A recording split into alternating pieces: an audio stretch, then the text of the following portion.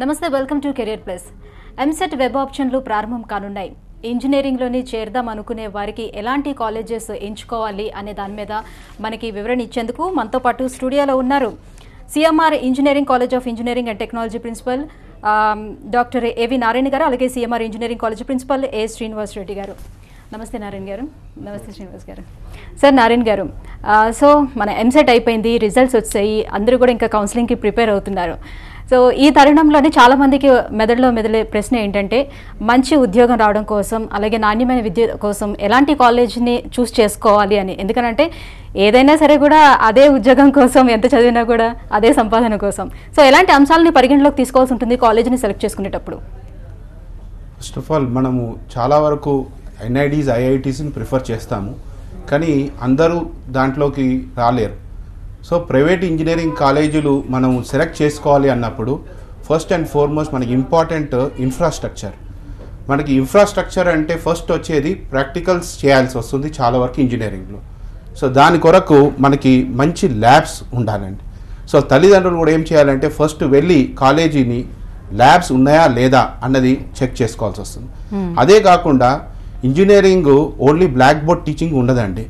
దానికి కావాల్సినట్టుగా NPTEL material అనేసి ఏఐసిటి ద్వారా ఇవ్వబడింది. మంచి మంచి ఐఐడి ప్రొఫెసర్స్ లెక్చర్స్ ఉన్నాయి అవైలబుల్. సో అవి మనకి చూపించాలి పిల్లలకి అంటే ఖచ్చితంగా మనకి ఈ క్లాస్ రూమ్స్ అన్నది అవసరం ఉంటాయి. అవే కాకుండా మంచి సెమినార్ హాల్స్ ఉన్నాయా లేవా పిల్లలకి యాక్టివిటీస్ కొరకు ఇంపార్టెంట్. అదే కాకుండా ప్లేస్మెంట్స్కి వచ్చేసరికి మీకు ఒకటేసారి పిల్లలని అడ్రస్ చేయడానికి ప్లేస్మెంట్ కార్పొరేట్స్ చాలా ప్రిఫర్ చేస్తారు.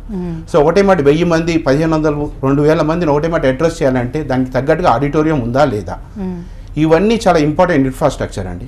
అది కాకుండా మెయిన్ ఇంపార్టెంట్ ఫ్యాక్టర్ ఏంటి అంటే ఫ్యాకల్టీ, వాళ్ళ క్వాలిఫికేషన్స్. చాలా వరకు మీకు గత 3-4 ఏళ్లలో అరౌండ్ 150-200 ఇంజనీరింగ్ కాలేజీలు అఫిలియేషన్ కోల్పోయాయి. జేఎన్టీ హైదరాబాదు వాళ్ళు అఫిలియేషన్ ఇవ్వలేదు. కారణం ఏమిటి అంటే ఫ్యాకల్టీ సరిగా లేక అండ్ ప్రయోగశాలలు అంటే మన ల్యాబొరేటరీస్ సరిగా లేక. సో ఫ్యాకల్టీ సరిగ్గా ఉన్నారా లేదా, వాళ్ళ క్వాలిఫికేషన్ మినిమం ఎంటెక్ కంపల్సరీ ఉండాలి. ఎంటెక్ కాకుండా కూడా డిపార్ట్మెంట్లో కంపల్సరీగా డాక్టరేట్స్ ఉన్నారా లేదా, పిహెచ్డి హోల్డర్స్ అన్నది కూడా చాలా ఇంపార్టెంట్ ఫ్యాక్టర్ అండి. సో ఇవి ఉన్నాయా లేవా అన్నది మనం వెళ్ళి చెక్ చేసుకోవాల్సి వస్తుంది. అదే కాకుండా పిల్లలకి ఇప్పటివరకు ఓవరాల్ పర్సనాలిటీ డెవలప్మెంట్ అన్నది ఒకటి రాలేదు. చాలా వరకు క్లాస్ రూమ్లోనే టీచింగ్ జరుగుతుంటుంది. సో ఓవరాల్ పర్సనాలిటీ డెవలప్మెంట్ కావాలి అంటే లాట్ ఆఫ్ యాక్టివిటీస్ కావాల్సి వస్తుంది. సో కల్చరల్ యాక్టివిటీస్ కానివ్వండి, మామూలుగా స్పోర్ట్స్ కానివ్వండి, ప్రాజెక్ట్ ప్రజెంటేషన్స్ కానివ్వండి, పేపర్ ప్రజెంటేషన్స్ కానివ్వండి, అంటే extra curricular activities, co curricular activities మీద ఎంఫసిస్ చాలా ఉంటుంది. దానికి తగ్గట్టుగా ఆడుకోవడానికి పిల్లల ప్లే గ్రౌండ్ ఉందా లేదా, ఇది కూడా చాలా ఇంపార్టెంట్ ఆస్పెక్ట్ అండి. సో అదే కాకుండా ఇంక్యుబేషన్ సెంటర్స్ అని ఉన్నాయి. Incubation centres, centres of excellence. So ప్రతి department, for example CSC department ఉందంటే ఇన్ఫర్మేషన్ సెక్యూరిటీలో మంచి సెంటర్ ఆఫ్ ఎక్సలెన్స్ ఉందా, లేదా డేటా సైన్స్ అని ఇవాళ రేపు ఇది నడుస్తుంది, దాంట్లో ఏమైనా ఉందా అంటే ప్రతి డిపార్ట్మెంట్కి ఒక సెంటర్ ఆఫ్ ఎక్సలెన్స్ అన్నది చాలా ఇంపార్టెంట్ అండి. సో ఈ అన్నీ కాకుండా ప్లేస్మెంట్స్ అన్నది చాలా important aspect. At the end of 4 years, 4 ఏళ్ల తర్వాత ఎవరైనా కానీ 85% విద్యార్థులు కూడా మాకు ప్లేస్మెంట్ కావాలి అనేసి వెళ్తారు. సో ప్లేస్మెంట్స్ వస్తున్నాయా, ఎన్ని ప్లేస్మెంట్స్ వస్తున్నాయి, ఏ కంపెనీలు వస్తున్నాయి, దానికి తగ్గట్టుగా ట్రైనింగ్ అన్నది జరుగుతుందా లేదా. సో మోస్ట్ ఆఫ్ ద కాలేజెస్లో పిల్లలు చాలా రూరల్ బ్యాక్గ్రౌండ్ నుంచి వస్తారు. కమ్యూనికేషన్ స్కిల్స్ ల్యాకింగ్ ఉంటారు పిల్లలు. సో వాళ్ళకి ఫస్ట్ ఇయర్ నుంచి చాలా వరకు ట్రైనింగ్ ఇవ్వవలసి వస్తుంది. సో ఆ ట్రైనింగ్ ఇస్తున్నారా లేదా అన్నది కూడా కాలేజీల్లో చాలా ఇంపార్టెంట్ ఫ్యాక్టర్, అది కూడా చూడవలసి వస్తుందండి. సో ఇవన్నీ మేజర్ ఫ్యాక్టర్స్. సో మనం అదే కాకుండా చాలా వరకు మనం చూడాల్సిన హాస్టల్ ఫెసిలిటీ, చాలామంది రూరల్ నుంచి వస్తారు. సో హాస్టల్ ఫెసిలిటీస్ ఎలా ఉన్నాయి, బేసిక్ కమ్యూనిటీస్ కూడా చాలా కాలేజెస్లో మిస్సింగ్ ఉంటాయండి. లైక్ క్యాంటీన్ ఫెసిలిటీ ఎట్లా ఉంది, పిల్లలు చాలా వరకు కూడా ఎంజాయ్ చేసేది క్యాంటీన్లో.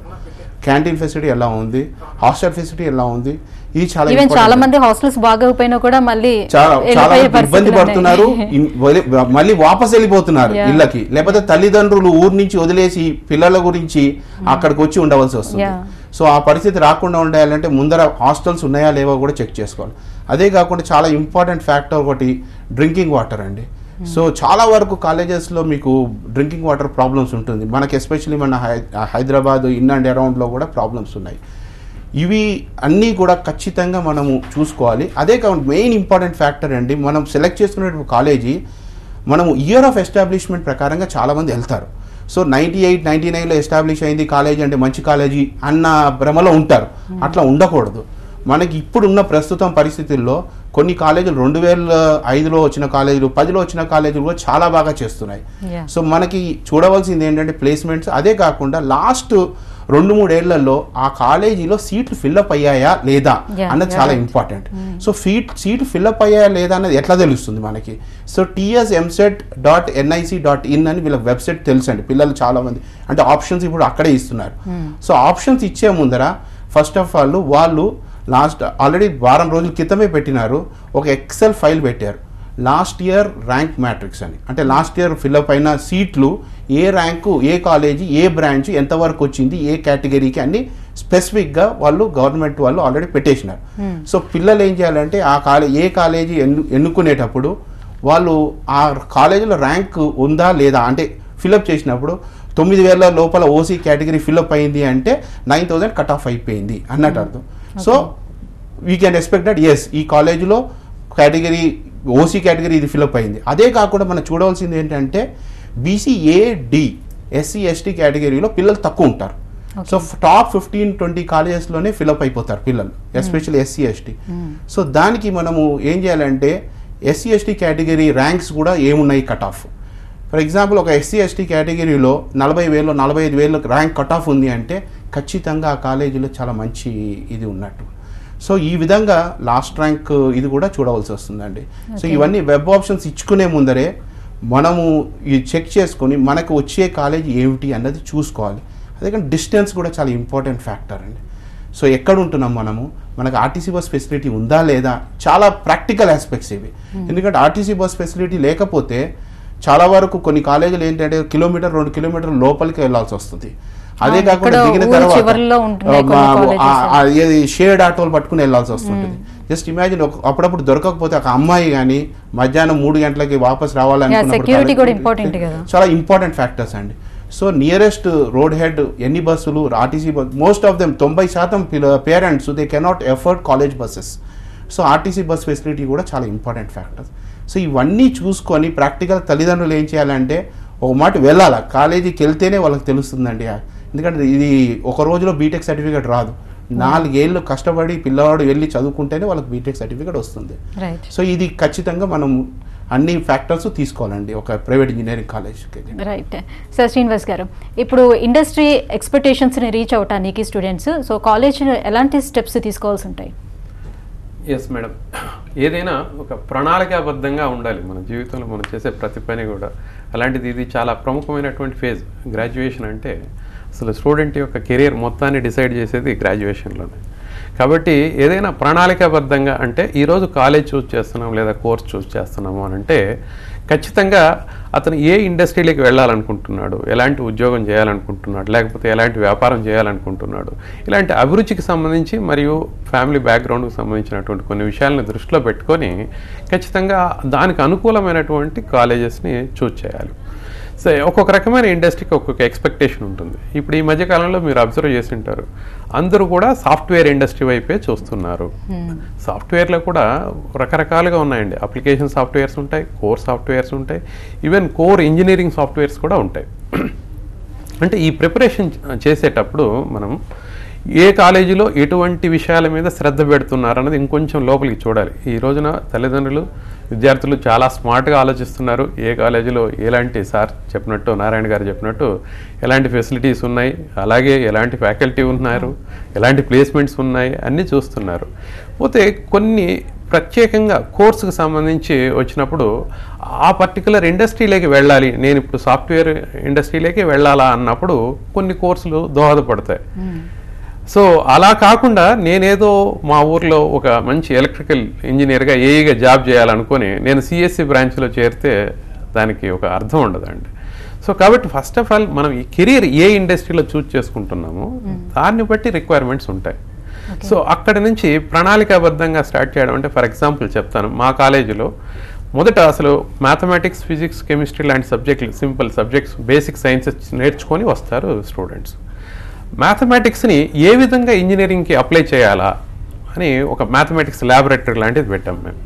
అంటే ఇక్కడ వేరు ఇంజనీరింగ్ అప్లికేషన్స్కి మ్యాథమెటిక్స్ ఎలా ఉపయోగపడుతుంది, ఎక్స్క్యూజ్ మీ, అలా ఆ పర్టికులర్ ఓరియంటేషన్ ఇస్తున్నారా లేదా, అలాగే ఇండస్ట్రీ రిక్వైర్మెంట్స్ తెలుసుకోవడం కోసం అట్లీస్ట్ కొన్ని హెచ్ఆర్ మీట్స్, అంటే ఇప్పుడు మేము ఒక హెచ్ఆర్ మీట్ అని ఖచ్చితంగా ప్రతి సంవత్సరం నడుపుతాం. అంటే ఇండస్ట్రీ హెచ్ఆర్సే వచ్చి వాళ్ళ రిక్వైర్మెంట్స్ ఎలా ఉన్నాయి, వర్క్ ఛాలెంజెస్ ఎలా ఉన్నాయి, స్టూడెంట్ ప్రిపరేషన్ ఎలా ఉండాలి అనే విషయాలన్నిటిని కూడా వాళ్ళు దాంట్లో ఎక్స్ప్లెయిన్ చేస్తారు. ఆ విధంగా వాళ్ళతో ఇంటరాక్షన్ కూడా ఉంటుంది.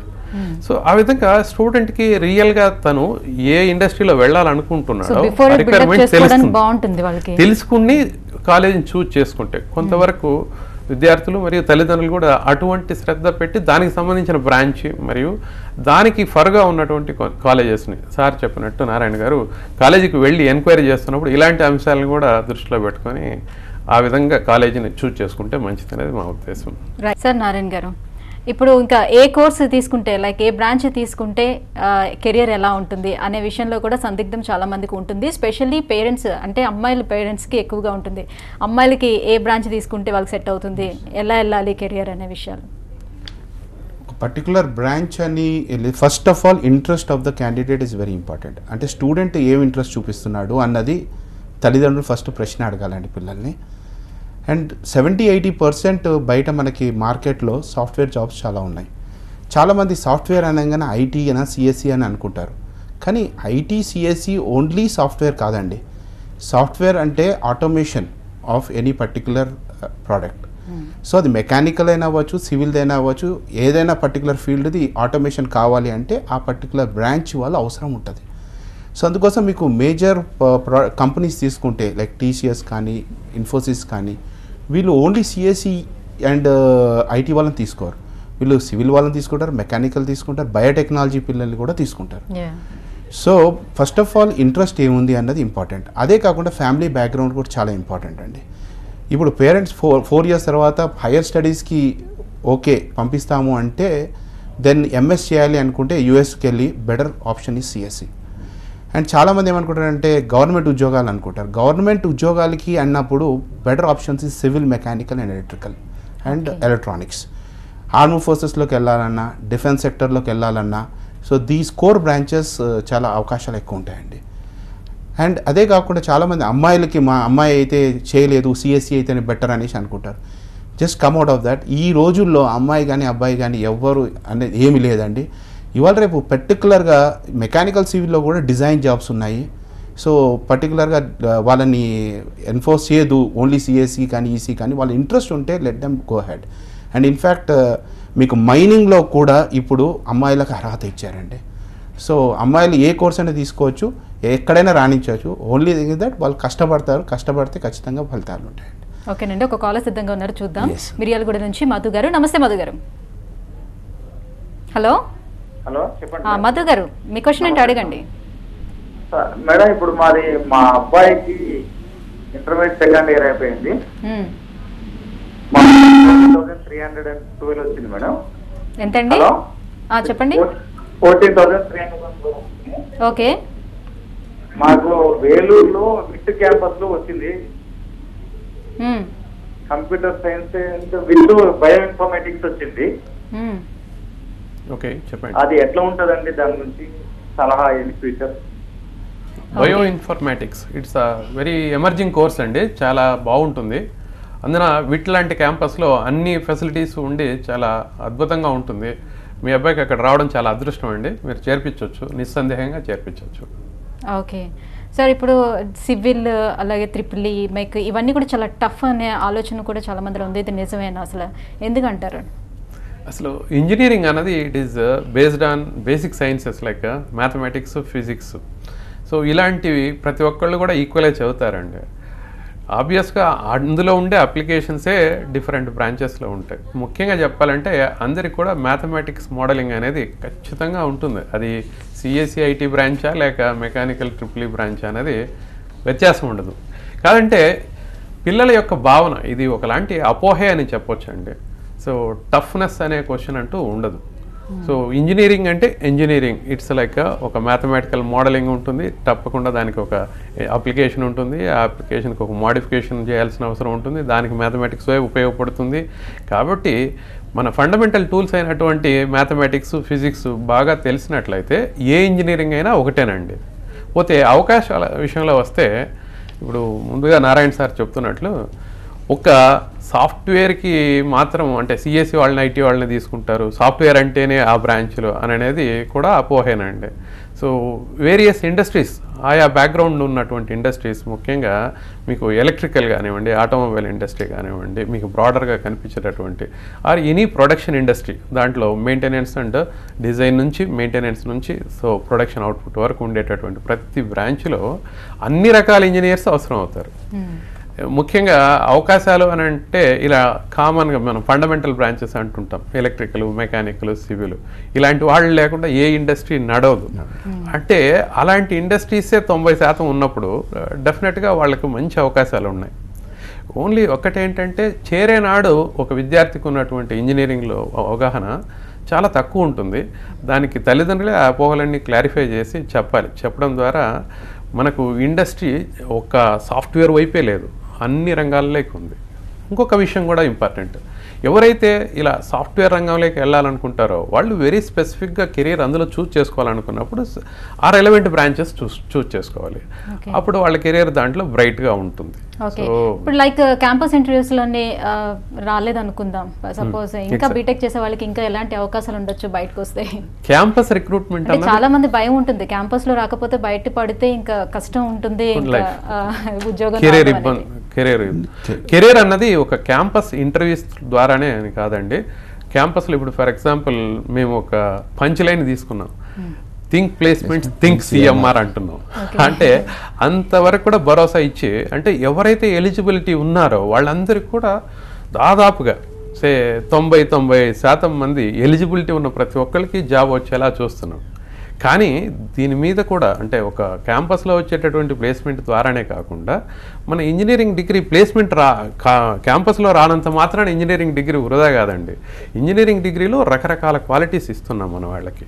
సో ఫర్ ఎగ్జాంపుల్ మేము ఒక EDC cell, entrepreneurial developmental cell అని పెట్టి ఒక సెకండ్ ఇయర్ నుంచే చూస్ చేసి వాళ్ళకు డిఫరెంట్ కైండ్స్ ఆఫ్ ట్రైనింగ్స్ ఇస్తున్నాం. ఐఎస్పి లాంటి రెప్యూటెడ్ ఇన్స్టిట్యూషన్స్ నుంచి ఒక అడిషనల్ డిప్లొమా కోర్స్ కూడా చేయిస్తున్నాం.